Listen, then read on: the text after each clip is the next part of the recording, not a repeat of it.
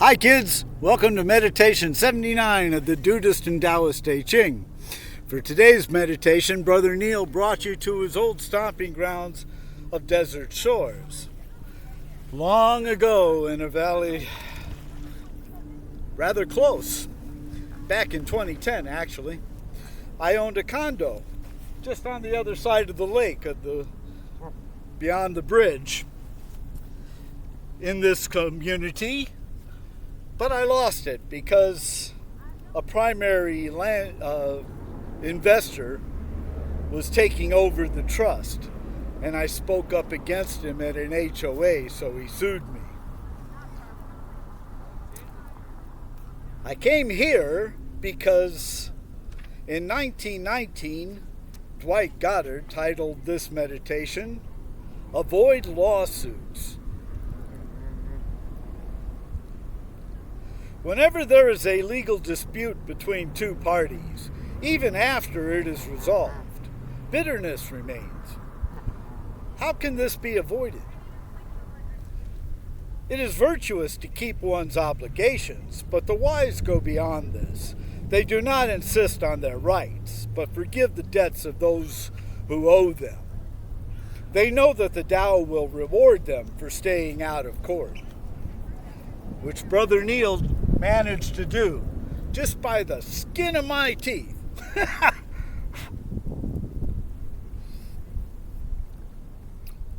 Dwayne Yutzi interpreted 79 this way.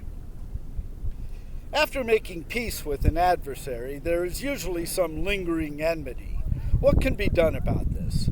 To expedite the accord, the sage will honor his end of the agreement, but not pressure the other side. Whereas the sage focuses upon making amends, the ignorant are concerned with assigning blame. Tao itself is objective, so it rewards those who see the bigger picture, like Brother Neil did, and penalizes those who pursue only personal interests, as my adversary did. And the Dudeist version goes, you want to hear the Dudeist version? Apparently not. It's a duck. After a story is wrapped up, some strands in old Duder's head still remain. What happened to the dude's rug? Did Maud compensate the dude with more bones and clams? Was there ever any fucking money? Did they make it to the finals? How are you gonna keep them down on the farm? Well, dude, we just don't know. It don't matter to the Dudeist. All the dude wanted was his rug back. That's not greedy. Where Walter sought comeuppance, the dude sought only compensation. The stranger said, "He's the man for the time and place. I won't say hero, 'cause what's a hero?" That done introduced him enough. The story is stupefying. It is also ludicrous. You have your story, I have mine. It's a pretty good one, don't you think? I do. So what's all that blathering about? Well, having understood that the dude has won the great bowling tournament of life, we might be prone to feel a little smug and righteous. Yet after any conflagration is finished, a fire usually still smolders, just as dudeness spreads ever outwards, like ripples in a pond, or a man-made lake, as the case may be. So does enmity. What can the determined Dudeist do to mitigate any bad feelings that might linger after everything is all wrapped up? Much has been made of the Christ-like pose the dude adopts when uttering his last and most memorable line, "The dude abides." Aside from the pose itself, abide is a word commonly used by Christians to describe their fealty to the Christ concept, as in, abide in Christ. The Cohens, it says here, are not the types to indulge in cheap mythological symbolism, and conflating protagonists with Jesus is among the cheapest. Two fine examples are Sigourney Weaver at the end of Aliens 3 and Sean Penn at the end of Dead Man Walking. Made me shudder too, girls.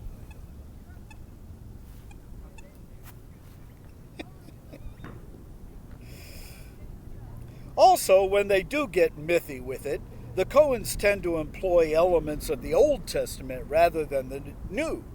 They are Jewish, after all. So it seems hardly likely that they're actually proposing the dude as a modern-day Christ figure.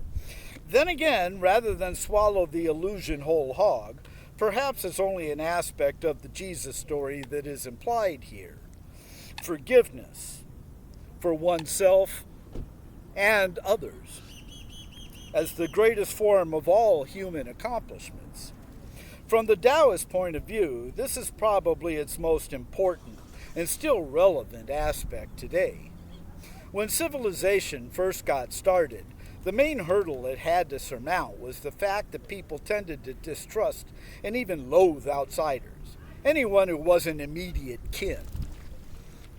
In order to grow societies and economies, those hatreds and fears had to somehow be overcome. One way to accomplish this was to engage in a campaign of radical forgiveness and acceptance of all humanity as one people under the same celestial leader. Perhaps this is why Christianity caught on so effectively at the beginning of Western mass civilization. It offered an easy mental framework and practical method for outsiders to become insiders. Among his many admirable qualities, the dude is especially noteworthy for his ability to forgive and forget, to let water flow under the proverbial bridge. After being struck in the face, he may not have offered up his other cheek, as Christ was said to do, but he didn't grouse about it all that much either.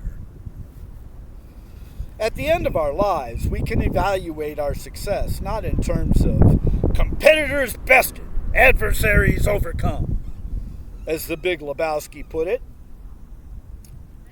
but in the quality of our consciousness and the catalog of our compeers. The ability to forgive and forget provides a far greater peace of mind than does obsessing over petty imbalances. Life is never fair, after all, but with the right attitude, it can be ironic and even fabulous, as the producer of the train wreck movie Heaven's Gate was said to like to say. And with that, kids, we're done. Peace and good health to you always.